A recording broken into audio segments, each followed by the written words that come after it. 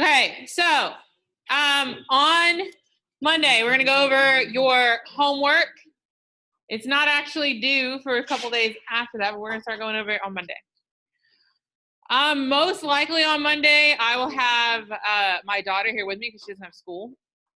And she has a doctor's appointment that morning, so I can't really take her to daycare for that. So there might be a cute little 6-year-old running around in here. Her name is Elsa, if you see her. She's lots of fun. On Wednesday next week, we will not have class because I have to get a root canal finished. So I'm gonna be doing that. Actually, I'm doing that the day before, but we'll probably be in a lot of pain if it was anything like when they started the root canal on Wednesday. Friday, we will go over your any other homework problems we need to, and you'll have an in-class activity. And then the next week after that, be your midterm, okay? I'm going to post a video from class today up at some point this weekend. I'm literally leaving right after the class that I teach after this to go to Indiana. Won't be home until Sunday. So it might take a couple days for me to get that up because where I'm going, I have no cell phone service and there's no internet. So I'm gonna go do that for a weekend. That should be fun. So today we have one goal today. Our goal is to get through the rest of this handout. Right? If you weren't in class on Monday and Wednesday, there's a handout up here. Or if you need another copy of it, there's a couple left. But we are on part 17, this handout. And remember, you should fill this out because you get to use it on your exam.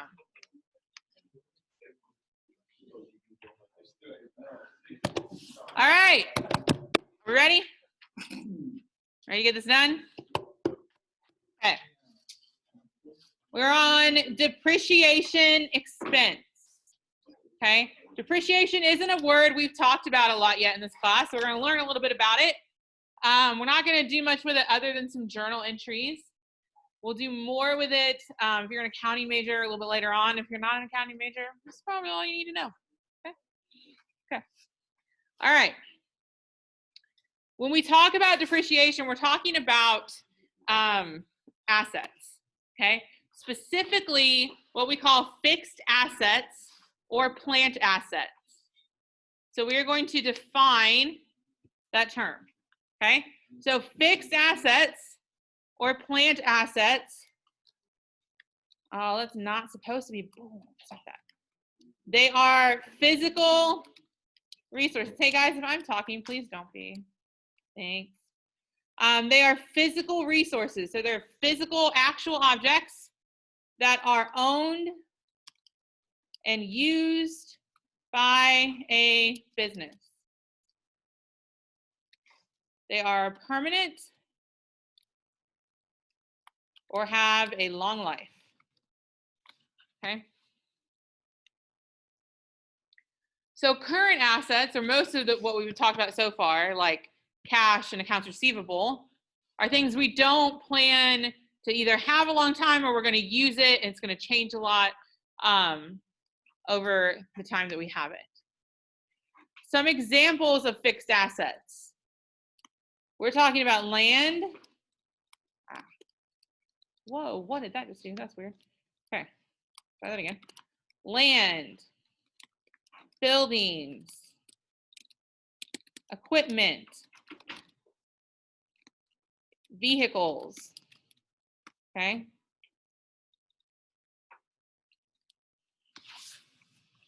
So when we purchase a fixed asset, when we purchase some land, we're just gonna pretend we buy some land for $10,000.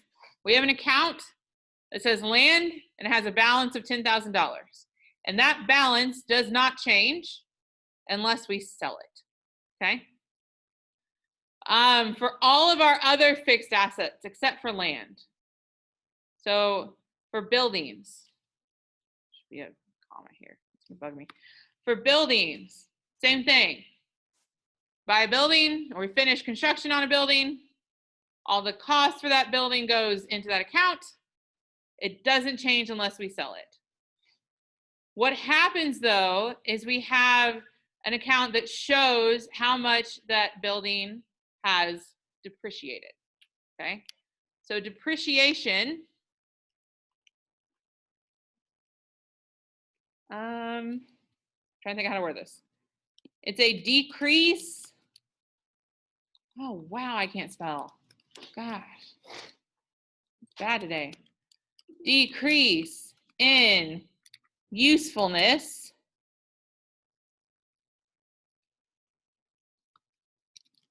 as the fixed asset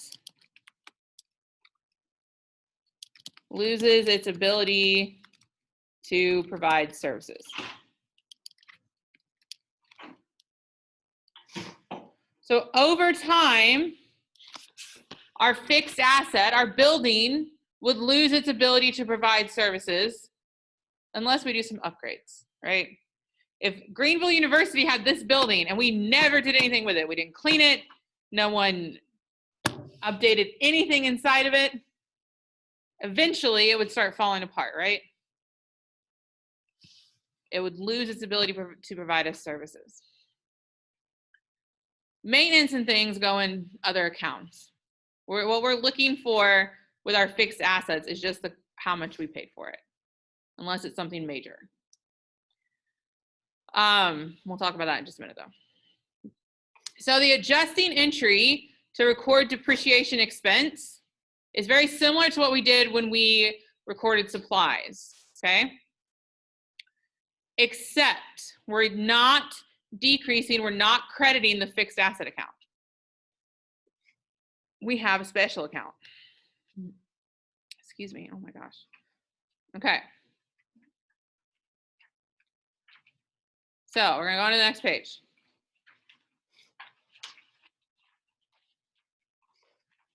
We have a special account that's called accumulated depreciation. Oh, I can't spell. Why is it so bad today?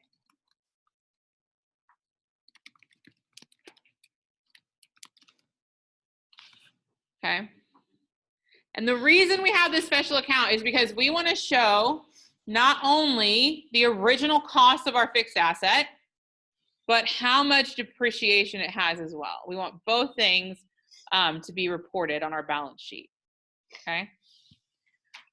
Accumulated depreciation accounts are called either contra accounts or contra asset accounts, okay? Scroll up just a little bit here. Fold that.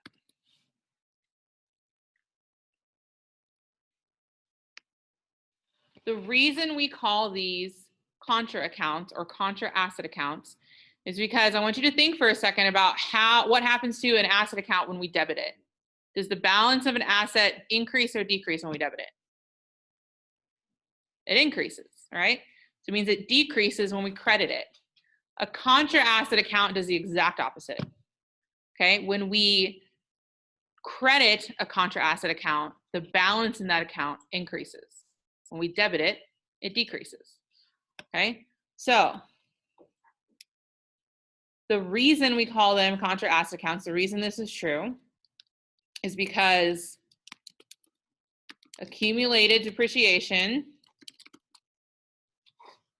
that's everything in capital. There we go. Accumulated depreciation accounts are deducted from their related fixed asset accounts on the balance sheet. Okay. So even though we show that book or that actual value and we show what's in the accumulated depreciation, we're going to show it being subtracted out of there. I'll show you how that works when we get there. Not quite there yet. Make sure there's nothing else we're missing. Okay. So I'll leave that up there for a second. I can take spaces out of mine. There we go. So these are just some common fixed asset accounts. This is what their contra asset account would be called. You'll notice land doesn't have a contra asset account because land cannot be depreciated, okay? It is the only fixed asset that does not lose its usefulness. Why would land not lose its usefulness?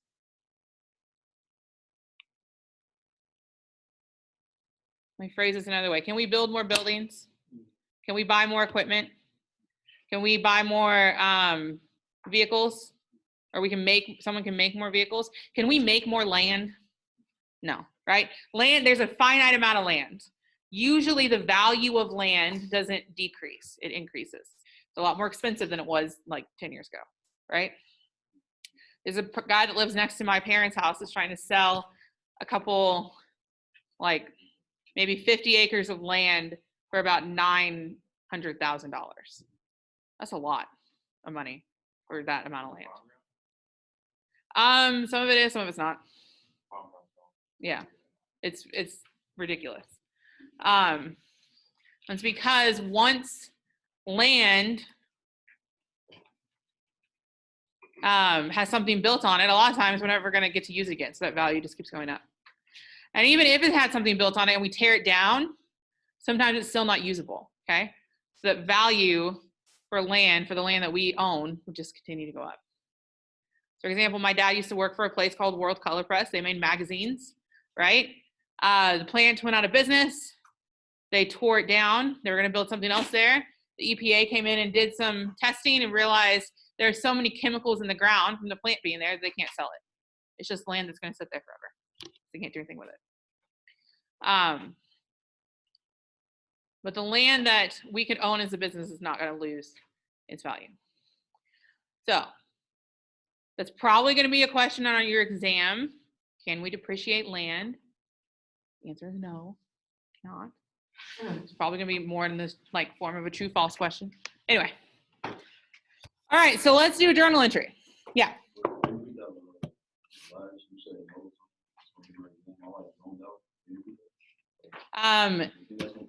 The thing that's going to be on the exam, there's probably going to be a question about if we can depreciate land.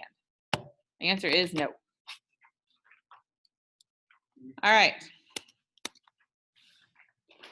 So Net Solutions has office equipment that depreciates $50 during December.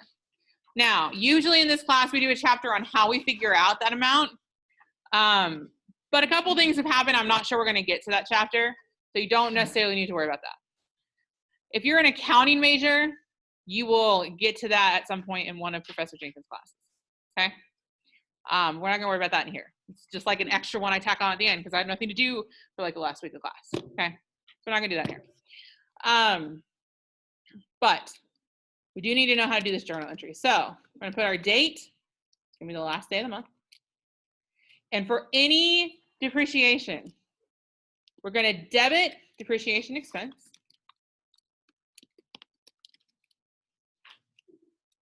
Here it's for $50. And this is their office equipment. So we're going to credit accumulated depreciation, and I'm going to do so much abbreviation because I'm tired of writing that already. Office equipment.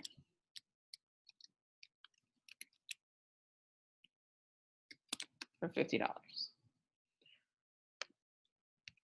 we go. No, it's still there. So that's how we're going to do any of our depreciation problems.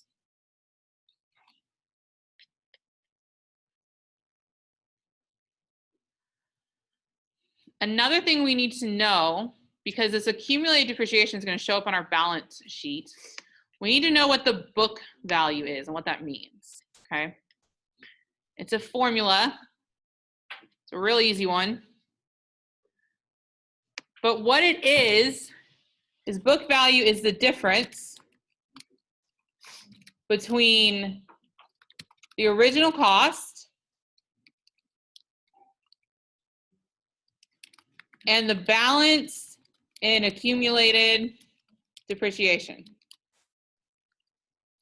Okay, so if we buy a building for $50,000 and we do some depreciation, and after 5 or 6 years, it has $10,000 of depreciation, the difference between those two numbers, that 40,000, 50,000 minus 10,000, that 40,000 is its book value. All those numbers are important for different reasons, okay? We have to keep the historical value, or what we paid, our original cost. So we need to know that if we sell it. We have to have the accumulated depreciation. We need to know that to figure out the book value, and we need that if we sell it. We need to know the book value for it. Okay, so all are important.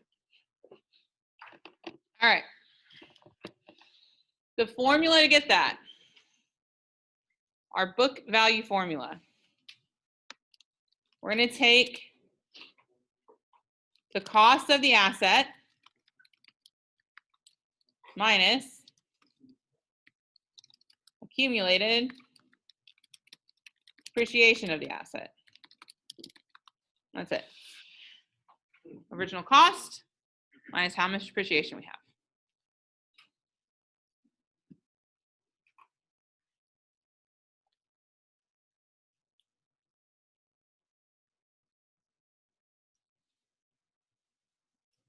All right. We've talked several times in this chapter about what happens if we don't do these adjusting journal entries. If we don't do this one, we're going to overstate our net income, which means we're going to pay more in taxes than we need to. And again, anytime we overstate or understate net income, the IRS is going to get angry. We don't want to make them angry. That's not fun. Our assets would be overstated. That would throw off some ratios that are important to our shareholders and our stakeholders, and our stockholders' equity would be overstated. There's all kinds of bad things that could happen. All right, we're gonna do one more example of this. It's literally gonna be the exact same thing we did above, okay? So, the estimated amount of depreciation on equipment for the current year is $4,250. What account are we going to debit? Someone said it real quietly. Depreciation expense. So we're going to credit or debit, sorry, wow, brain, stop doing that. We're going to debit depreciation expense. What are we going to credit?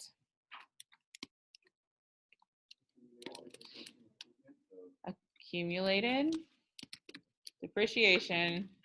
And this time it's for equipment. So make sure you put, oh my Lanta. It's been a long day. There we go.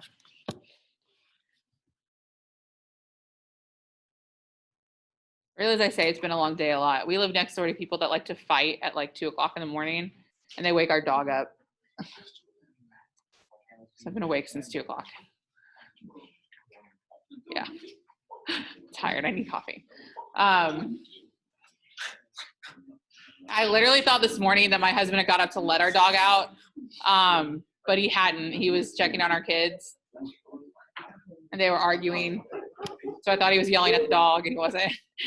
So I like look outside. I'm like, oh, it's not. Okay, I'm just gonna go lay back down. Forget this. Not doing this. All right.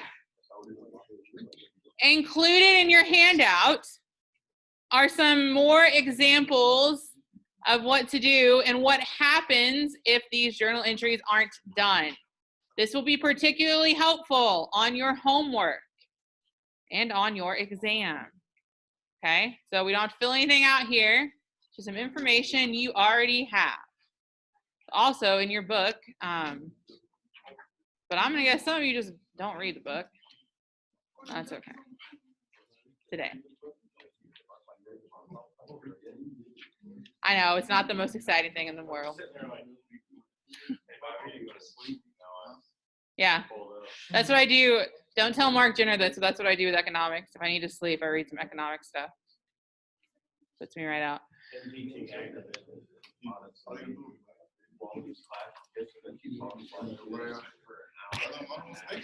The one thing that I love about Mark Jenner is if Mark Jenner laughs, you know, like exactly where he is, right? His laugh like carries through the whole building. It's fantastic. Okay. So at the end of chapter 2, we had an unadjusted trial balance. Now we've done all these adjusting entries. We're gonna do another trial balance. This one's called an adjusted trial balance. So this is completed. There you go. Yeah, that's fine. This is completed after adjusting entries are posted. Okay, so we do the journal entries, post them to the ledger. That's what's going to happen there. And we're going to do this adjusted trial balance. It's literally the same thing we just did with our unadjusted one, just some amounts now are updated. Okay. Again, all we're doing here is we're going to verify that debits equal credits. This doesn't mean that we've done everything correctly. Okay, we're just looking to see if our debits equal our credits before we start doing financial statements. Because the next step after this is financial statements. Okay, and we don't want to get there and then realize we've made some mistakes way back there that could have been avoided. Okay. This is what an adjusted trial balance would look like. Again, exactly the same as what we did before. Okay. Nothing there has changed. All right. Very last thing for chapter number 3. Okay. So in chapter 2, we did a horizontal analysis. Now we're going to do a vertical analysis. Horizontal analysis, we were comparing ourselves to ourselves, right?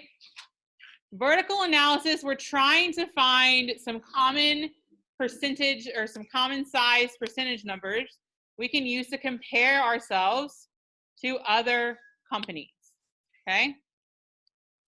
And what we're doing is, oh, that's not right, it's supposed to be, we are comparing each item in a financial statement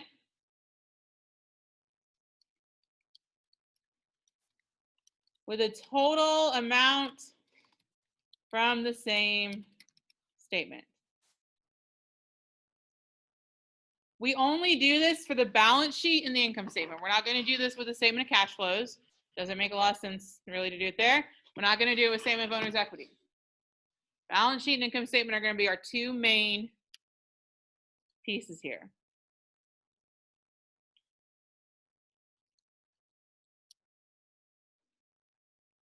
Okay. One more thing we're going to add to this. What this means is we are going to divide every number by the same number. Okay.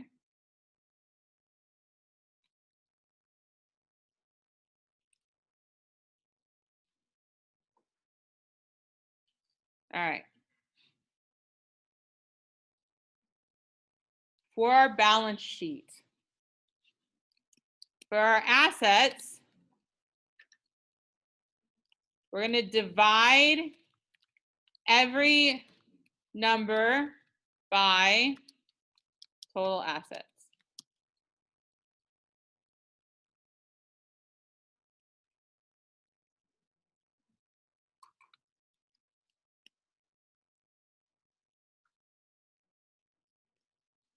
So we're going to divide cash by total assets, and that gives us a percentage. What percentage of our assets are cash? Do the same thing with accounts receivable and supplies and every other item we have that's an asset. For liabilities, I still spelled it wrong. Dang it.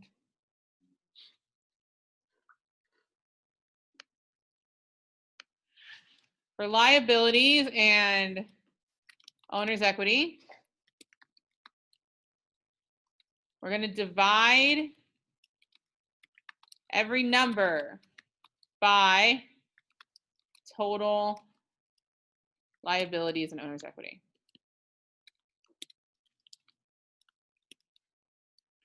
It's going to show us how much debt and how much equity we have, okay?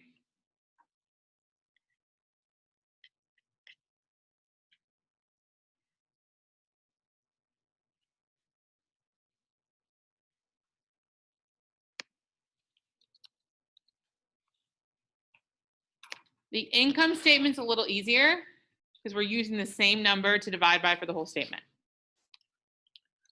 For our income statement, we're going to divide every number by revenues or fees earned. Okay.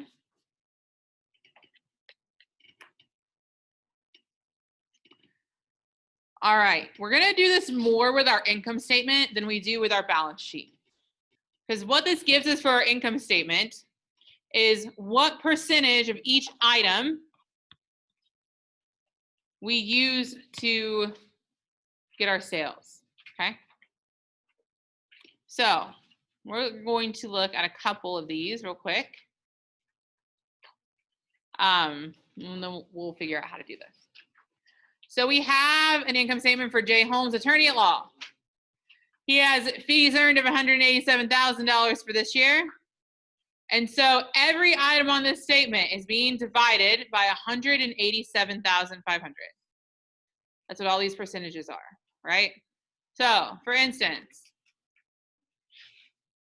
our utilities expense, 12,500 divided by 187,500 gives us 0.067 or 6.7%, okay? We can do one of two things with all this information. We can either compare ourselves to ourselves throughout each year, right? We can look and see how we're doing each year. If our net income is a bigger percentage of our sales than it was the year before, or if we're spending more on expenses than we did the year before, or we can take this and look at other companies in our industry and see how we're doing against them, right?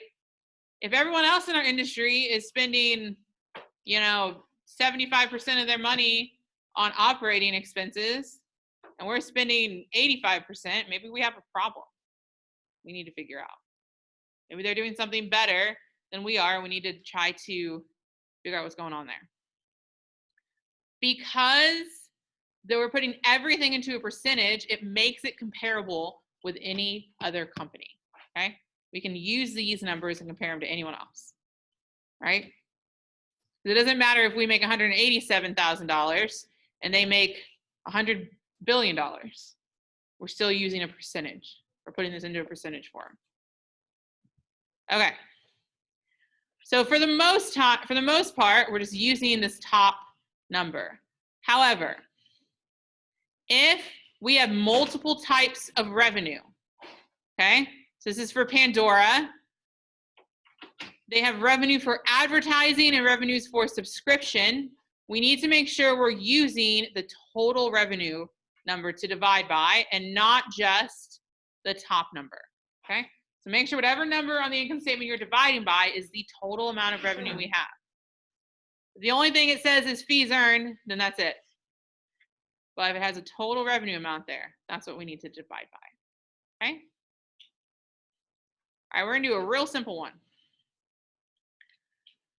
We have Forston Company. We have 2 years of data on an income statement.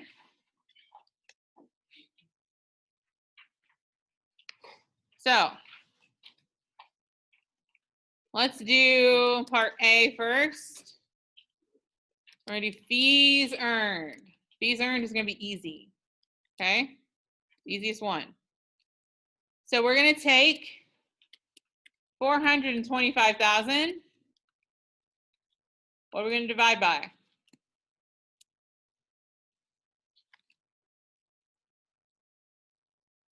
What number are we gonna divide by for our vertical analysis here? Same number, right? 425,000. which is going to give us 100%. Okay. So this is fees earned for 2019. I'm just going to put that on mine. You don't have to. Oh, wow, that's not good. There we go. We also need the fees earned for 2018. Again, fees earned is really simple. So we have 375,000. I'm going to divide by 375,000. It's going to give us 100%. Okay.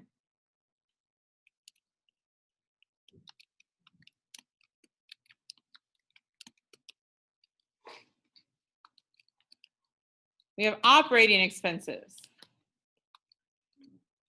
For 2019, our operating expenses were $263,500.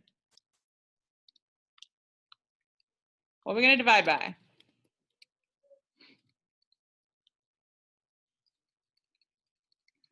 Same number, 425,000. We should get 62%.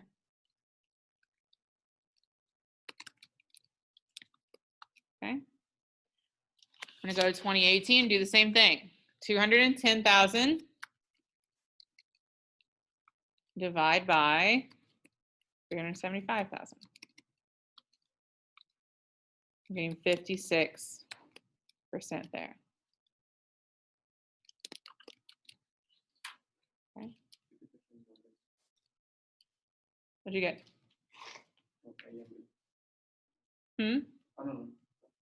Okay. It's okay. Sure, I'm not using any wrong numbers here. No, it should be good. Okay. Operating income. Last one. For 2019, take our operating income, which is 161,500. Wow, that was bad. There we go. We're going to divide by, again, that same 425,000. It's going to give us 38%.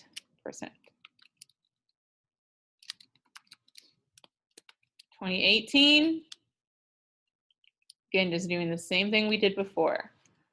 So 165,000 divided by 375,000. And we're going to get 44%. Okay. These are actually all A. I shouldn't say A, B, and C, but it's all good. Okay, so we can look at this and we can figure out a couple things. Our operating expenses in 2018 made up took up 56% of the money we earned. In 2019, that went up to 62%. Okay, it's a big increase there. Our operating income in 2018 was 44%, and it went down to 38%. So operating income, that would also be the same thing as our net income. Okay, so even though the numbers aren't too different down here for operating income, the percentage is pretty different. So for part B, we need to know if this is a favorable or an unfavorable trend, what's happening from 2018 to 2019. Our expenses are a bigger percentage. Our net income is a smaller percentage. Is that good or bad? It's bad, right? So we have an unfavorable trend of increasing expenses and decreasing income or net income. Okay.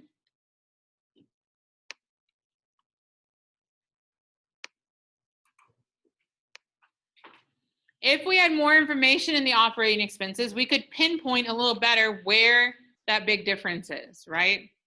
It might be in wages. Maybe we hired more employees. Might be in supplies. Maybe we're buying more things. Just depends. But there are ways to do that. Okay. Homework for next week. Wednesday. Make sure your quiz is done by Wednesday on Cengage. Make sure the homework is done by Friday, but we're going to start going over it on Monday. That's it. Have a good weekend. Do you have a game this weekend? Good luck. I will see you guys on Monday.